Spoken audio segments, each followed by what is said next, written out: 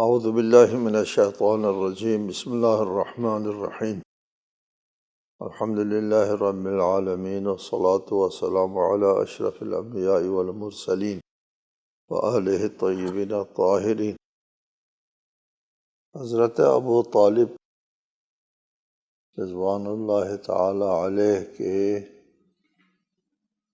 ایمان کے بارے میں تو آپ کو پہلے بھی بتایا، یہ ایک المیہ ہے کہ نوبت یہاں تک آ گئی کہ ہم ابو طالب جیسے حامی رسول کے ایمان کو ثابت کرنے کے لیے دلیل پیش کر رہے ہیں۔ یہ بات بھی روایات میں ثابت ہے کہ حضرت ابو طالب نے دیکھا حضرت علی علیہ السلام رسول اللہ صلی اللہ علیہ وآلہ وسلم کے دائیں طرف نماز پڑھ رہے ہیں۔ ابو طالب نے دیکھا نماز ہے اور علی دائیں طرف کھڑے نماز پڑھ رہے ہیں، تو اپنے بیٹے جعفر سے کہا، حضرت ابو طالب نے یہ دیکھ کر، وہ نماز دیکھ کر اپنے بیٹے جعفر سے کہا، اپنے ابن عم کے بائیں طرف نماز پڑھو، جاؤ اس میں شرکت کرو، نماز پڑھو، اپنے بیٹے جعفر۔ ایک اور اہم واقعہ ہے، وہ واقعہ یہ ہے کہ قریش نے ایک عہد نامہ لکھا تھا۔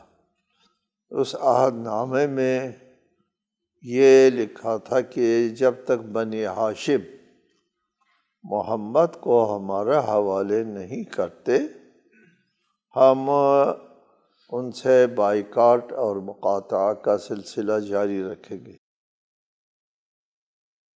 اس عہد نامہ کو لکھ کر کے کعبہ کی دیوار پر آویزان کر کے رکھ دیا۔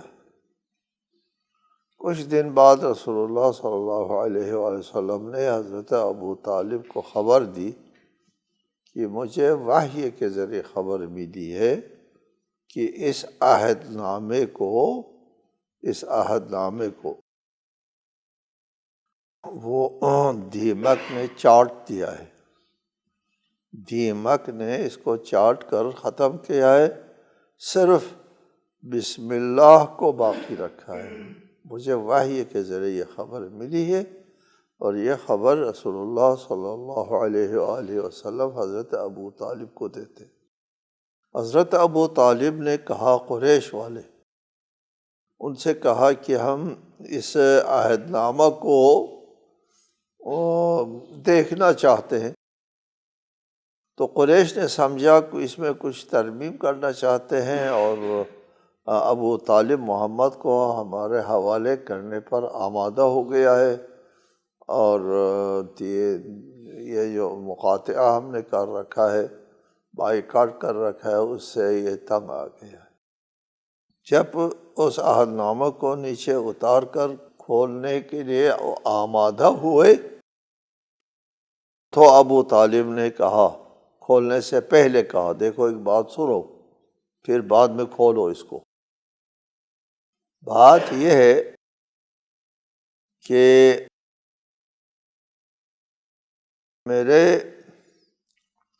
میرے بیٹے نے، محمد نے مجھے خبر دی ہے کہ اس عہد نامے کو دیمک نے چاٹ کر ختم کیا ہے، سوائے اسم اللہ، اللہ کے اسم کے، اور اس میں کچھ نہیں چھوڑا ہے۔ یہ دیکھو، اس کو دیکھنے سے پہلے یہ میں خبر دے رہا ہوں، اگر خبر صحیح نہ نکلی تو میں محمد کو تمہارے حوالے کر دوں گا۔ کھولا گیا تو دیکھا نام اللہ کے علاوہ عہد نامے کا کوئی حصہ باقی نہیں ہے۔ اس پر قریش نے کہا، محمد جادوگر ہے۔ یہ بھی ایمان ابو طالب کی ایک اہم دلیل ہے کہ ابو طالب کو یقین تھا کہ محمد صلی اللہ علیہ وآلہ وسلم نے جو خبر دی ہے وہ صحیح ہے، اس لیے قریش کے سامنے جا کر کے اس چیلنج کو قبول کیا۔ اس موقع پر جب رسول اللہ صلی اللہ علیہ وآلہ وسلم کی خبر سچی ثابت ہوئی تو حضرت ابو طالب نے شعر کہہ دیا۔ یہ شعر بھی چشم بینا رکھنے والوں کے لیے ایک اہم بات ہے۔ وہ شعر یہ ہے، ابو طالب اس موقع پر کہتے ہیں، نبی الالہ والکریم باصلہ واخلاقہ وهو الرشید المؤید۔ اس کے ایمان پر بحث کرنا پڑ رہا ہے ہم کو۔ فرماتے ہیں کہ وہ معبود کے نبی ہیں، نبی الالہ، وہ ذات، اخلاق اور کرم کے اعتبار سے، ذات اور اخلاق کے اعتبار سے وہ قابل ستائش ہے۔ وہ الرشید المؤید، وہ صاحب عقل اور خرد ہے جس کو اللہ کی تائید حاصل ہے، مؤید، اللہ کی تائید حاصل ہے۔ یہ ایک دلیل یہ ہے کہ جب حضرت ابو طالب کی موت قریب آ گئی تو آپ نے قریش کے لیے وصیت فرمائی۔ اس وصیت کا ایک حصہ یہ ہے، جو یہ قریش کا جو عہد نامہ ہے، اس واقعے کو ذکر کیا ہے ابن سعد نے اپنے طبقات میں، یعقوبی نے اپنی تاریخ میں، ہشام نے اپنی سیرت میں، اور ابن کثیر نے الاستیعاب۔ ان لوگوں نے اس عہد قریش کو اور اس دیمک کے چاٹنے کے واقعے کا ذکر کیا ہے۔ قریش کے لیے ابو طالب کی وصیت یہ ہے، وَأُوصِيكُم بِمُحَمَّدٍ خَيْرًا فَإِنَّهُ الْأَمِينُ فِي قُرَيْشٍ وَالصِّدِّيقُ فِي الْعَرَبِ وَهُوَ الْجَامِعُ لِكُلِّ مَا أَوْصَيْتُكُم بِهِ وَقَدْ جَاءَنَا بِأَمْرٍ قَبِلَهُ الْجِنَانُ وَأَنْكَرَهُ اللِّسَانُ مَخَافَةَ الشَّنْآنِ۔ یہ قریش کے لیے وصیت لکھ کے جا رہے ہیں۔ جی، میں وصیت کرتا ہوں کہ محمد کے ساتھ اچھا برتاؤ کرو، چونکہ وہ قریش میں امین، عربوں میں راست گو، وہ ان تمام اوصاف حمیدہ کے مالک ہے جو میں نے اس وصیت میں بیان کیے ہیں۔ وہ ہمارے پاس ایک امر لے کر آئے ہیں جسے دلوں نے تو مان لیا مگر زبانوں نے دشمنی کے خوف سے انکار کیا۔ حضرت ابو طالب دوسرے لوگوں کے دلوں کی بات کر رہے ہیں۔ لوگوں کے دلوں نے مان لیا ہے کہ یہ اللہ کے نبی ہے اور دشمن کے خوف سے انکار کیا ہے، اور لوگ کہتے ہیں خود ایمان لائے نہیں لائے۔ بنی ہاشم کے لیے وصیت، لن تزالوا بخیر ما سمعتم من محمد وما اتبعتم امرہ فاتبعوہ واعینوہ ترشدوا۔ جب تک تم، بنی ہاشم سے کہہ رہے ہیں وصیت میں، جب تک تم محمد کا فرمان سنتے رہو گے اور ان کا اتباع کرتے رہو گے تمہاری خیر ہوگی۔ بس ان کے اتباع کرو اور ان کی مدد کرو، کامیاب رہو گے۔ ایک اور جگہ پر ابو طالب نے فرمایا، ایک شعر ہے اس میں دین اسلام کو تمام ادیان میں بہتر ثابت کیا۔ دیوان ابو طالب ہے، موجود ہے، اس میں یہ شعر ہے، وَلَقَدْ عَلِمْتُ أَنَّ دِينَ مُحَمَّدٍ مِّن خَيْرِ أَدْيَانِ الْبَرِيَّةِ دِينًا، مجھے علم ہو گیا ہے کہ محمد کے دین تمام انسانوں کے دین سے بہتر ہے۔ جی، یہ تمام ادیان میں سے بہترین دین ہونے کے اوپر ان کا ایمان ہے۔ ابو طالب کے لیے استغفار ایک بات اپنی جگہ مسلم ہے، قرآن مجید میں ہے، مَا كَانَ لِلنَّبِيِّ وَالَّذِينَ آمَنُوا أَن يَسْتَغْفِرُوا لِلْمُشْرِكِينَ وَلَوْ كَانُوا أُولِي قُرْبَىٰ مِن بَعْدِ مَا تَبَيَّنَ لَهُمْ أَنَّهُمْ أَصْحَابُ الْجَحِيمِ۔ نبی اور ایمان والوں کو یہ حق نہیں پہنچتا کہ وہ مشرکوں کے لیے مغفرت طلب کریں، خواہ وہ ان کے قریبی رشتہ دار ہی کیوں نہ ہو، جب کہ یہ بات ان پر عیاں ہو چکی ہے کہ وہ جہنم والے ہیں، ان کے لیے استغفار کرنے کا منع ہے قرآن مجید میں۔ مَا كَانَ لِلنَّبِيِّ وَالَّذِينَ آمَنُوا، نبی کو حق حاصل نہیں ہے اور اس کے اور ایمان لانے والوں کو بھی یہ حق حاصل نہیں ہے کہ وہ مشرکین کے لیے استغفار کریں، ممنوع نہیں کر سکتے۔ اس آیت کے بعد آپ دیکھیں کہ رسالت آپ صلی اللہ علیہ وآلہ وسلم حضرت ابو طالب کے لیے وفات کے بعد استغفار کرتے ہیں یا نہیں کرتے ہیں۔ یہ قرآن کا فیصلہ ہے، ان اللہ لا یغفر ان یشرک بہ، خدا شرک کو، یعنی ایک شخص شرک پر مر جاتا ہے اس کی بخشش کے لیے کوئی گنجائش نہیں، اٹل فیصلہ ہے اللہ تعالیٰ کا۔ اور ادھر رسالت مآب ابو طالب کے دنیا سے جانے کے بعد ان کے لیے خیر کی امید رکھتے ہیں۔ معاذ اللہ، اگر مشرک مرے ہیں تو مشرک کے لیے خیر کی امید رکھتے ہیں۔ کل الخیر ارجو من ربی، فرمایا آپ نے ابو طالب کے بارے میں اپنے رب سے تمام تر خیر کی امید رکھتا ہوں ابو طالب کے لیے۔ طبقات ابن سعد میں رسول اللہ کی مجلس میں حضرت ابو طالب کا ذکر ہوا تو آپ نے فرمایا لعلہ تنفعہ شفاعت یوم القیامہ، امید ہے قیامت کے دن میری شفاعت جو ہے وہ حضرت ابو طالب کو فائدہ دے۔ جی، یہ بخاری میں ہے، خصائص علی میں ہے، یہ روایت وہ کرے۔ صحیح بخاری کی یہ حدیث جو ہے وہ پچھلے جو حدیث ہے اس کے ساتھ متصادم ہے، خود صحیح بخاری کی حدیث صحیح کی حدیث سے متصادم ہے۔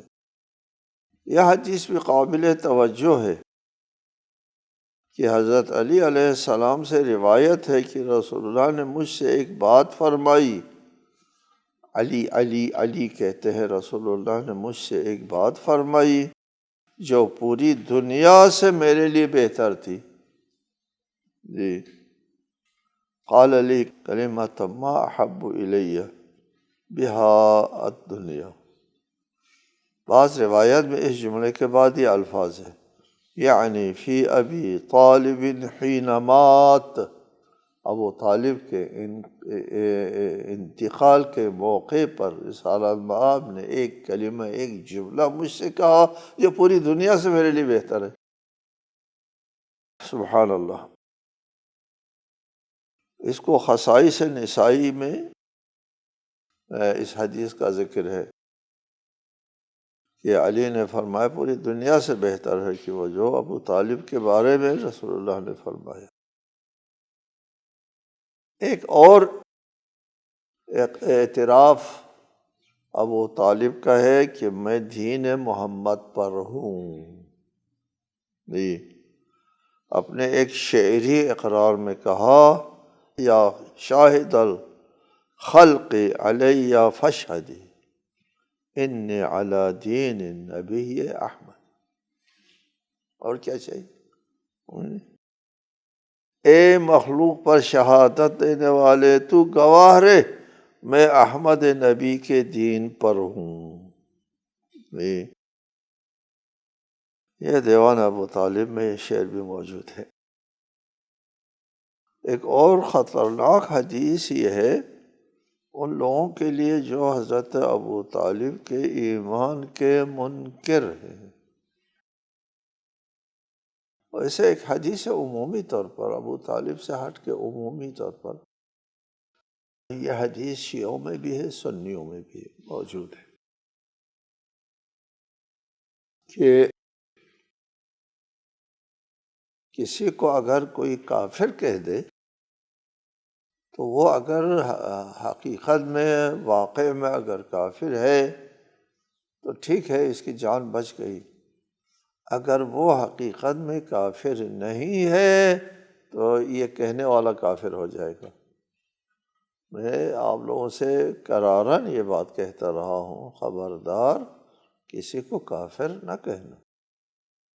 ہمارے ائمہ کی سیرت میں حضرت علی علیہ السلام کی سیرت، وہ اپنے ساتھ لڑنے والوں کو کافر نہیں کہا، باغی کہا، باغی۔ رسول کی حدیث میں ہے تقتلک الفئۃ الباغیہ، باغی کہا ہے، کافر نہیں کہا۔ کافر کہنا بہت خطرناک ہے کہنے والے کے لیے۔ جس کو کافر کہتے اس کا کچھ نہیں بگڑتا۔ اب ہم کو لوگ کافر کہتے ہمارا کچھ نہیں بگڑتا، لیکن کافر کہنے والے کے لیے مشکل پیش آتی ہے کہ اگر ہم کافر نہیں ہے تو اس کا انجام کفر پر ہوگا۔ عجیب ہے، یہ عمومی طور پر ہے۔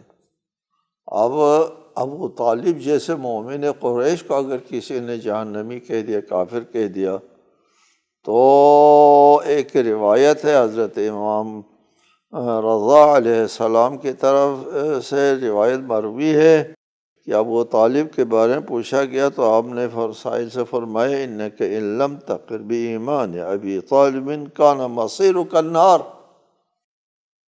اگر تو ایمان ابو طالب پر ایمان نہیں رکھتے ہو، ان کو کافر کہتے ہو، تو جہنم جائے گا۔ چونکہ یہ بھی ہے نا، ایک عام سب کے لیے ہے، صرف ابو طالب کے لیے نہیں ہے۔ کسی مومن کو کافر کہہ دیا تو وہ خود کافر ہو جائے گا۔ قرآن مجید کا ایک حکم ہے وَلَا تَقُولُوا لِمَنْ أَلْقَى إِلَيْكُمُ السَّلَامَ لَسْتَ مُؤْمِنًا تَبْتَغُونَ عَرَضَ الْحَيَاةِ الدُّنْيَا۔ جو تم کو سلام کہتا ہے اس کو نہ کہو لست تو مومن نہیں ہے۔ سلام کیا ہے؟ اسلامی آداب و ثقافت میں سے ایک آداب اور ثقافت ہے۔ اسلامی ثقافت پر عمل کرنے والے کو نہ کہو مومن نہیں ہے۔ اب ادھر یا شاہد الخلق علی فاشہدی انی علی دین النبی احمدی وَلَقَدْ عَلِمْتُ أَنَّ دِينَ مُحَمَّدٍ مِّن خَيْرِ أَدْيَانِ الْبَرِيَّةِ دِينًا، کہنے والے کو اگر کوئی کافر کہتا ہے تو یہ بچ جائے گا۔ جی، یہ ان کے لیے بہت خطرناک عمل ہے جو ابو طالب کو کافر کہتے ہیں۔ ایک قابل توجہ فتویٰ بھی ہے سامنے۔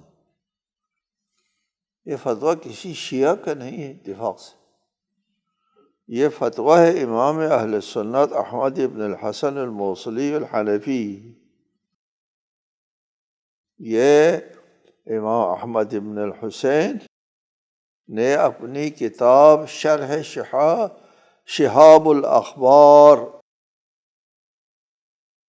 یہ کتاب ہے محمد ابن سلامہ القضاعی کی ایک کتاب ہے، اس کتاب کے شرح میں لکھا ہے ان بغض ابی طالب کفر۔ جی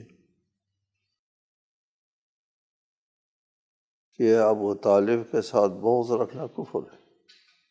جی علامہ علی اجہوری مالکی نے بھی اپنے فتاویٰ اور تلمسانی نے حاشیہ علی الشفاء میں لکھا ہے ابو طالب کی حمایت و نصرت کا ذکر کرنا چاہیے، اور ان کو برا کہنا اذیت رسول کا باعث ہے، اور رسول کو اذیت دینا کفر ہے، اور کافر کو قتل کیا جاتا ہے۔ جی ہم نے نہیں کہا، ہم نہیں کہتے ان فی ذلک لذکریٰ لمن کان لہ قلب او القی السمع۔ یہ وہ باتیں تھیں جو حضرت ابو طالب رضوان اللہ تعالی علیہ کے ایمان کے بارے میں ہمارے پاس ہے۔ اس کے علاوہ بہت سے شواہد، ہم تمام شواہد کا تو یہاں ذکر نہیں کر سکتے، بہت زیادہ شواہد ہیں، ان میں سے چند ایک کا ذکر کیا ہے۔ کتاب ہے ابو طالب مؤمن قریش، ابو طالب کے ایمان کے اوپر 1 درجن سے زیادہ تالیفات موجود ہیں، لکھنے والے سنی بھی ہے، لکھنے والے شیعہ بھی ہے۔ ان سب کی طرف سے ایمان ابو طالب کے اس بات کے لیے دلائل دیے ہیں۔ یہاں پر ایک بحث بھی ہے کہ جب حضرت ابو طالب کا ایمان جو اتنا مسلم تھا تو پھر کیوں ہوا، یہ بات کیوں ہوئی؟ اب اس کے جواب کی طرف نہیں جاتے، اس کا یہ جواب جو ہے وہ معقول و قابل توجہ ہے کہ لوگوں کو علی کے بارے میں کوئی نقص نہیں ملا، تلاش کیا، ڈھونڈ لیا کہ کوئی بات تو علی کے اندر ہو۔ کسی نے کہا ان فیہ تعابۃ، علی شوخی مزاج ہے، تو ابن ابی الحدید اس پر تبصرہ، بہت خوبصورت تبصرہ کرتے ہیں شرح نہج البلاغہ میں۔ کوئی عیب نہیں ملا، تو انہوں نے علی کو مطعون کرنے کے لیے ایک ذریعہ یہ ڈھونڈا ہے کہ اس کے باپ کو وہ کرو، مطعون کرو، کافر قرار دے دو۔ وقالوا ان نتبع الهدى معك نتخطف من ارضنا اولم نمكن لهم حرما آمنا يجبى اليه ثمرات كل شيء رزقا من لدنا ولكن اکثرهم لا يعلمون۔ اور کہتے ہیں اگر ہم آپ کی معیت میں ہدایت اختیار کریں تو ہم اپنی زمین سے اچک لے جائیں گے، اٹھا کے لے جائیں گے، گم کریں گے ہم کو۔ کیا ہم نے ایک پر جواب میں آیت کا ترجمہ ہو رہا ہے، کیا ہم نے ایک پرامن حرم ان کے اختیار میں نہیں رکھا؟ اولم نمکن لہم، ان کی تمکین میں، ان کے اختیار میں نہیں رکھا، حرمن آمنا، پرامن حرم، یجبا الیہ ثمرات کل شیء، جس کی طرف ہر چیز کے ثمرات کھنچے چلے آ رہے ہیں۔ دنیا بھر کے ثمرات، دنیا بھر کے جو خیرات ہے، آمدنی ہے، وہ سب جو ہے وہ حاجی لے کر کے وہاں پہنچتے ہیں، مکہ پہنچتے ہیں۔ یہ رزق ہماری طرف سے عطا کے طور پر ہے، رزقا من لدنا ولکن اکثرهم لا يعلمون، لیکن ان میں سے اکثر لوگ نہیں جانتے۔ ابھی ابو طالب نے کہا تھا، اپنے ایک شعر میں کہا تھا، وہ اس آیت کی تفسیر بنتا ہے وہ شعر۔ ابھی آپ کے سامنے ہم نے بتایا کہ ابو طالب نے کیا کہا تھا، کہ قریش کو وصیت کرتے ہوئے کہا تھا کہ جاءنا بأمر قبلہ الجنان وانکرہ اللسان، وہ ایک بات لے کر آئے ہیں، دلوں نے تو مان لیا ہے لیکن زبان عاجز، خوف ہے، خوف، مخافت الشنآن، دشمنی کے خوف سے۔ یہ آیت کا بھی مفہوم یہی ہے کہ یہ لوگ کہتے ہیں کہ محمد تو امین ہے، محمد تو سچے ہیں، اس نے جو کچھ پیش کیا ہے وہ مبنی برحق ہے، لیکن اگر ہم ایمان لے آئے تو پھر ہمارے لیے خطرہ ہے، ہم یہاں زندگی نہیں کر سکیں گے اس کو ایمان لانے کے بعد۔ وہ لوگ رسالت کی حقانیت کو مان لینے کے بعد ان پر ایمان لانے کے لیے یہ عذر پیش کیا کہ اگر ہم ایمان لے آئیں تو عرب مشرکین ہمیں مکہ کی سرزمین سے اٹھا کر اپنا اسیر بنا کر لے جائیں گے۔ آیت میں ہے نا کہ ہم کو اچک کر لے جائیں گے، متخطف من ارضنا، اور اس اسیری کے خوف سے یا ہم کو نابود کر لیں، اس خوف سے ہم ایمان نہیں لاتے۔ یہ لوگ کہتے ہیں، دل مان رہا ہے، زبان سے ایمان اور اقرار کرنے کا یہ خوف لاحق ہے۔ اللہ کا ارشاد ہے اولم نمکن لہم حرما آمنا، ہم نے تو تمہیں کوئی خوف نہیں ہے۔ اللہ تعالیٰ کی طرف سے ان کے لیے جواب ہے، یہ مشرکین کا جو بہانہ جوئی ہے اس کا جواب یہ ہے کہ تمہیں کوئی خوف نہیں ہے، ہم نے تمہارے اختیار میں ایک پرامن حرم دے رکھا ہے کہ یہاں حرم ابراہیمی، حرم مکہ میں کسی قسم کا کوئی خوف نہیں ہے، تمہیں کوئی اٹھا کے نہیں لے جا سکتے۔ حرماً آمنا،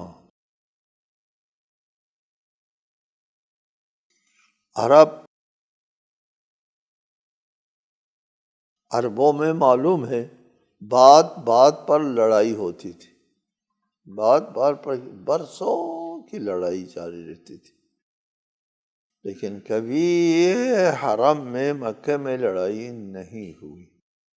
اتنی جنگیں ہوئی، اتنی لڑائیاں ہوئی، اس کے باوجود حرم میں مکہ کے اندر کوئی لڑائی نہیں ہوئی۔ حرم اولم نمکن لہم حرما آمنا، تمہارے ہر جگہ لڑائی ہے اور یہاں امن ہم نے تم کو قائم کر کے دیا ہے مکہ میں۔ یجبا الیہ ثمرات کل شیء، حرم مکہ میں نہ صرف امن و امان ہے بلکہ معیشت کے اعتبار سے بھی کہ ہر قسم کی خیرات جو ہے وہ سمٹ کر کے یہاں تمہارے پاس آتے ہیں۔ یہاں تم کو ایمان لانے کی صورت میں کوئی خوف ہوگا؟ کوئی خوف نہیں ہے۔ وہ دل مانتے ہیں، لیکن اصل بات قریش والوں کے لیے یہ تھی کہ ہم عبداللہ کے یتیم کو اپنا بڑا تسلیم کرنے کے لیے، نبی اللہ کا نمائندہ تسلیم کرنے کے لیے حاضر نہیں۔ ابو جہل نے کہا تھا محمد نے کسی انسان کے اوپر جھوٹی نسبت نہیں دی ہے، وہ اللہ کے اوپر جھوٹی نسبت دے گا لیکن ہم اس کی بالادستی کو نہیں مانیں گے۔ بات یہ تھی۔ السلام علیکم ورحمۃ اللہ وبرکاتہ۔